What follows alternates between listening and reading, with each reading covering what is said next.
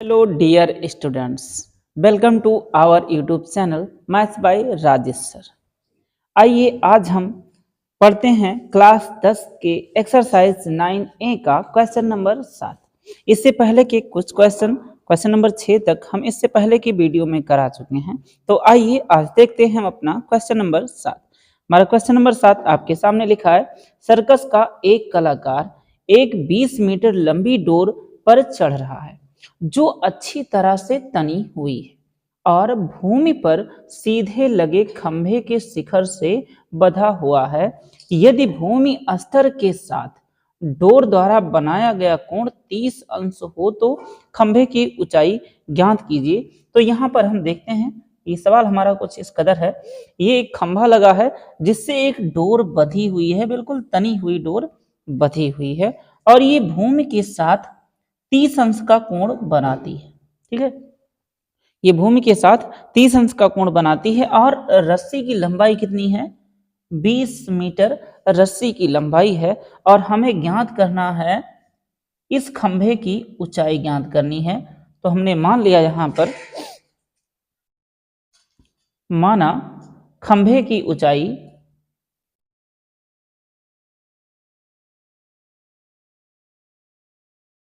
h metre है। ठीक है, हमने मान लिया है खंभे की ऊंचाई h मीटर है। तो यहाँ पर हमें पता है कि ये लंब और कर्ण, तो हम रिलेशन लगाएंगे लंब और कर्ण से रिलेटेड। तो यहाँ पर हमारा बनेगा sine theta equal, sine theta बराबर होता है लंब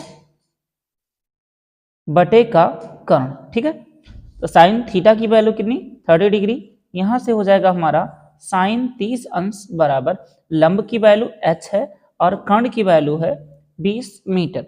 साइन 30 अंश का मान होता है 1/2 इक्वल h/20। यहाँ 2 से 20 डिवाइड हो जाएगा 10 टाइम्स में, देन h इक्वल आ गया 10 मीटर और खंभे की ऊंचाई कितनी होगी?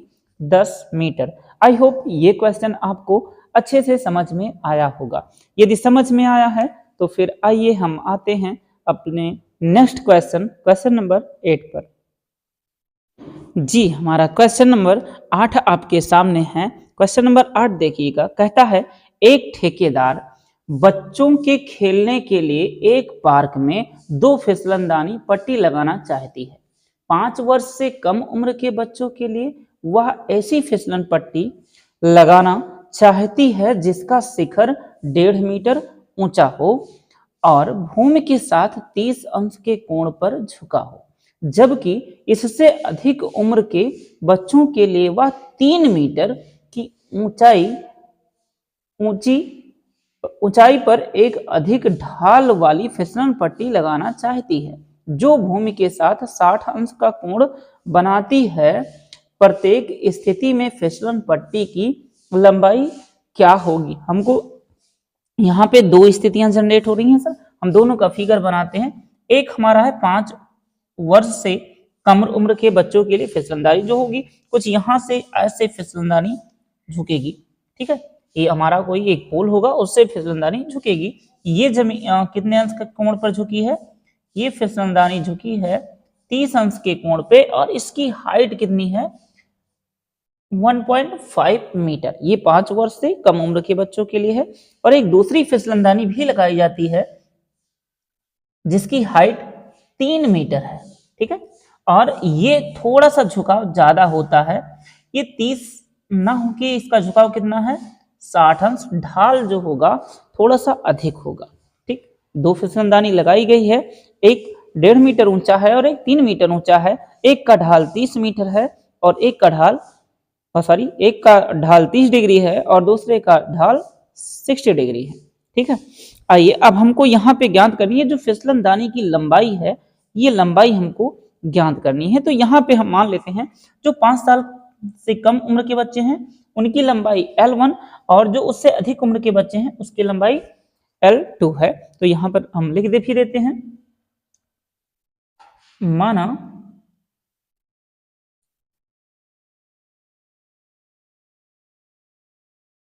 5 वर्ष के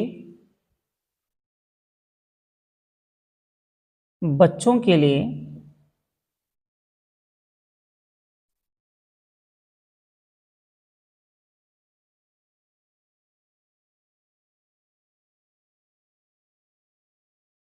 फिसलन पट्टी की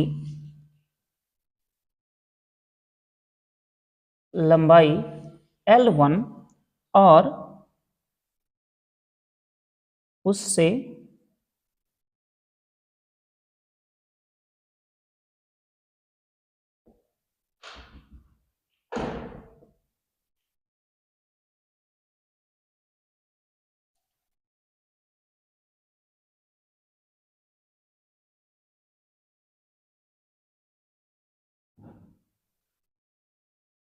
ने मान लिया है कि जो 5 वर्ष से के बच्चे हैं उनकी फिसलन पट्टी की लंबाई L1 है और जो उससे अधिक उम्र के बच्चे हैं उनकी फिसलन पट्टी की लंबाई L2 है। ठीक है, अब यहाँ पे हम देखते हैं दो फिगर हमारे पास, हम सबसे पहले इसमें लेते हैं और यहाँ पे हमको पता है कर्ण पता है और लंब पता है, तो यहाँ पे साइन का रिलेशन आएगा, साइन थीटा इक्वल होता है लंब बटे कर्ण। ठीक है, साइन थीटा की वैल्यू 30 डिग्री, साइन 30 अंश इक्वल लंब की वैल्यू 1.5 अपान L1। ठीक है, हमें L1 की वैल्यू चाहिए, यहाँ पे हो जाएगा हमारा साइन 30 डिग्री की वैल्यू 1/2 इक्वल 1.5 अपान L1। देन यहाँ से हम क्रॉस मल्टीप्लाई करा देंगे, L1 इक्वल कितना हो जाएगा हमारा 3 मीटर। जो हमारी पहली फिसलनदानी है जो 5 वर्ष से कम बच्चों के लिए प्रयोग की गई है उसकी लंबाई होगी 3 मीटर और 5 वर्ष से अधिक उम्र वाले बच्चों के लिए जो फिसलनदानी प्रयोग की गई है हम उसमें देखते हैं। यहाँ भी हमें पता है लंब और कर्ण, तो यहाँ भी रिलेशन बनेगा साइन थीटा इक्वल लंब बटे कर्ण का, थीटा की वैल्यू 60 डिग्री है, साइन 60 डिग्री इक्वल L की वैल्यू 3 अपान कर्ण की वैल्यू L2। ठीक है, साइन 60 अंश का मान होता है √3/2 इक्वल 3 अपान L2। क्लियर है? ठीक है, आइए यहां से हम क्रॉस मल्टीप्लाई कर देंगे और L2 की वैल्यू फाइंड आउट करेंगे। तो L2 की वैल्यू जो हो जाएगी 2 इंटू 3 हो जाएगा, तो 2 इंटू हम इस 3 को लिख देते हैं √3 इंटू √3, बात वही है अपान का √3, एक √3 से एक √3 कैंसिल और L2 की वैल्यू आ गई 2√3 मीटर। और जो हमारी दूसरी फिसलनदारी थी जो 5 वर्ष से अधिक उम्र के बच्चों के लिए प्रयोग की जाती थी उसकी लंबाई आई है L2। आई होप ये दोनों क्वेश्चन आपको बहुत अच्छे से समझ में आया होगा। आइए फिर हम आते हैं इसके बाद अपने नेक्स्ट क्वेश्चन नंबर 9 पर। जी, हमारा अगला क्वेश्चन नंबर 9 आपके सामने प्रस्तुत है। क्वेश्चन है हमारा 60 मीटर ऊंची किसी पहाड़ की चोटी से किसी मीनार की चोटी और आधार के अवनमन कोण क्रमशः 30 अंश और 60 अंश हैं, मीनार की ऊंचाई ज्ञात कीजिए। देखिएगा क्वेश्चन बहुत बढ़िया है। हमारे पास एक पहाड़ है, मान लेते हैं ये क्या है, पहाड़ है, मान लिया हमने कि ये पहाड़ है और एक मीनार भी है, इधर कहीं एक मीनार है। ठीक है, इसको हमने मान लिया है कि ये क्या है, मीनार है। अब कहता है कि मीनार के आगे देखिए 60 मीटर ऊंची किसी पहाड़ की चोटी से, ये इसकी ऊंचाई कितनी है, 60 मीटर है। ये पहाड़ जो हमारा 60 मीटर ऊंचा है। ठीक, क्लियर, 60 मीटर ऊंची किसी पहाड़ की चोटी से, किसी पहाड़ की चोटी से, पहाड़ की चोटी से किसी मीनार के चोटी और आधार का, मीनार के चोटी और आधार का कोण, जो ये वाला कोण है यहां से ये इसके सामने एक लाइन खींच देते हैं यहाँ पे, इसके हॉरिजॉन्टल। ठीक है, इसके लंबवत हमने लाइन खींच दिया, ये कोण हमारा कितना है, 30 अंश है और उसी मीनार के जो आधार से यहां से ये कोण हमारा 60 अंश का है। ठीक है, और कहता है हमें कि मीनार की ऊंचाई हमको ज्ञात करनी है। साथ में देखिए 30 अंश और 60 अंश है, मीनार की ऊंचाई ज्ञात कीजिए। ये जो हमारे पास मीनार है हमें इसकी ऊंचाई ज्ञात करनी है। हमने इसको मान लिया कि मीनार की ऊंचाई कितनी है, h है। अच्छा, ये वाला हमारा पूरा 60 है, यहां से यहां तक, यहां से यहां तक पहाड़ की ऊंचाई 60 है और ये इतना मीनार की ऊंचाई को हमने h मान लिया, तो यहां से लेकर यहां तक की दूरी h होगी।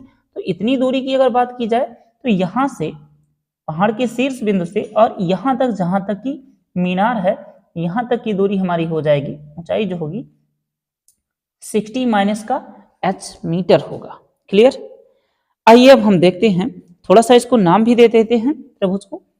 ए, इसको नाम दिया हमने बी, और इस वाले बिंदु को दिया सी, और इसको कहा है डी, और यहाँ पे जो पॉइंट है इसको हमने कह दिया ई। ठीक है, अब आइए हम देखते हैं अपने त्रिभुज ए बी सी में। किसमें? त्रिभुज ए बी और सी में हम यहाँ पे ले रहे हैं ये वाला भुजा, ये और ये। थोड़ा सा मिस्टेक हो रहा है सर, इन दोनों के बीच की दूरी को हम मान लेते हैं कि x मीटर है। पहाड़ और मीनार के बीच की दूरी को हमने x मान लिया। ठीक है, अब करते हैं यहाँ पे, ये लंब पता है हमको, आधार पता है, तो रिलेशन लगाएंगे tan थीटा का। थीटा की वैल्यू 60 डिग्री, tan 60 अंश बराबर लंब बटे आधार, लंब का वैल्यू 60, आधार का मान x, और tan 60 अंश का मान होता है √3 बराबर 60 बटे x। तो यहां से हमारा x बराबर कितना आ जाएगा? 60 अपान √3, इसको हमने कह दिया समीकरण 1। क्लियर। अब यहां पे देखिए एक दूसरा त्रिभुज हमारे पास दिख रहा है DEC में। हम फिर से ले रहे हैं ट्रायंगल DEC में, हमने इस त्रिभुज में लिया DEC में। तो यहाँ पे हमको लंब पता है, ये वाली भुजा हमने यहाँ पे लिखी 60 - h, और ये आधार जितना ये है उतना ये होगा। ठीक है, तो यहाँ पे फिर से tan का रिलेशन बनेगा, tan 30 डिग्री इक्वल लंब की वैल्यू 60 - h अपान का आधार हमारा पुनः कितना है x। tan 30 अंश का मान होता है 1 अपान √3 इक्वल 60 माइनस का h अपान का x। यहां से हम क्रॉस मल्टीप्लाई करवा देते हैं, तो यहां से आ जाएगा हमारा x बराबर, ठीक है, √3 का इसमें मल्टीप्लाई हो जाएगा, तो यहां से आएगा √3 और 60 माइनस का h। क्लियर। अब यहाँ पे x यहाँ पे भी है, x की वैल्यू यहाँ है, तो हम वैल्यू पुट कर देते हैं फ्रॉम 1, इक्वेशन 1 से देख लेते हैं। फ्रॉम इक्वेशन 1 x की वैल्यू कितनी आई है 60 अपान √3 इक्वल √3 इंटू 60 माइनस h। √3 इधर आएगा, इधर मल्टीप्लाई, इधर आएगा डिवाइड हो जाएगा, और यहां से √3 इंटू √3, अगला लाइन यहां कर देते हैं, देखिएगा 60 अपान √3 इंटू √3 कितना हो जाएगा 3 इक्वल 60 माइनस का h। इससे इसको डिवाइड कर देंगे, आ जाएगा 20। तो यहां से हम h माइनस है, इसको इधर ले आए, 20 को उधर कर देते हैं, तो h बराबर हमारा हो जाएगा 60 माइनस का 20, और h बराबर कितना आ गया 40 मीटर। ये हमारा क्या होगा, h हमने किसकी ऊंचाई मानी थी, मीनार की। मीनार की ऊंचाई कितनी हो जाएगी 40 मीटर। आई होप ये क्वेश्चन आपको समझ में आया होगा। यदि समझ में आया है तो फिर आइए हम आते हैं अपने अगले क्वेश्चन नंबर 10 पर। जी, हमारा क्वेश्चन नंबर 10 आपके सामने है। क्वेश्चन दिया गया है, भूमि से 60 मीटर की ऊंचाई पर एक पतंग उड़ रही है। कहां से? भूमि से। ये भूमि से 60 मीटर की ऊंचाई पर, यहाँ पे कहीं पतंग है जो भूमि से 60 मीटर की ऊंचाई पर है। ठीक है, यहाँ पे कहीं पतंग है जो भूमि से कितनी ऊंचाई पे उड़ रही है 60 मीटर ऊंचाई पे उड़ रही है। यहां से इसकी दूरी कितनी है 60 मीटर है। अब कहता है, पतंग में लगी डोरी को अस्थायी रूप से भूमि के एक बिंदु से बांध दिया गया है। भूमि के एक बिंदु, कहीं यहाँ कहीं भूमि का एक बिंदु है जहां से इस पतंग की डोरी को अस्थायी रूप से बांध दिया गया है। ठीक है, और कहता है आगे, बांध दिया गया है, भूमि के साथ डोरी का झुकाव 60 अंश है। ये जो भूमि के साथ डोरी का झुकाव है, ये कोण जो है ये कितना है 60 अंश है।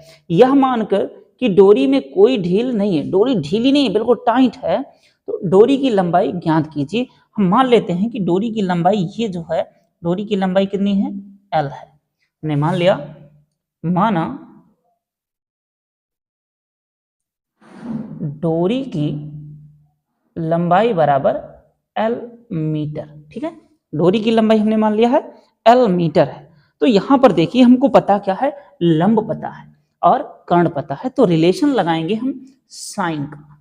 साइन 60 डिग्री इक्वल लंब बटे कर्ण, कर्ण की वैल्यू L, साइन 60 डिग्री, और साइन 60 डिग्री की वैल्यू होती है √3 अपान का 2 इक्वल 60 अपान L। क्लियर। अब यहां से हम L इक्वल अगर फाइंड आउट करें तो ये हमारा हो जाएगा 60 इंटू 2 अपान का √3। ठीक है, इतना। थोड़ा सा देखिएगा, हमें 60 को तोड़ दें। L इक्वल 60 को कर दिया हमने 20 गुणे 3, और जो 3 आया उसको हमने लिख दिया, और 1 मिनट पहले लिख लेते हैं एक बार 3, बाद में फिर करते हैं। और इस 3 को हम लिख देंगे √3 इंटू √3, 20 गुणे √3 इंटू √3 इंटू 2 अपान का √3। एक √3 से एक √3 कैंसिल, और ये हो जाएगा 22 सा 40। L equal 40 √3 metre. ये जो डोरी की लंबाई हमारी है कितनी हो जाएगी, 40 √3 मीटर। आई होप ये क्वेश्चन भी आपको बहुत अच्छे से समझ में आया होगा। यदि समझ में आया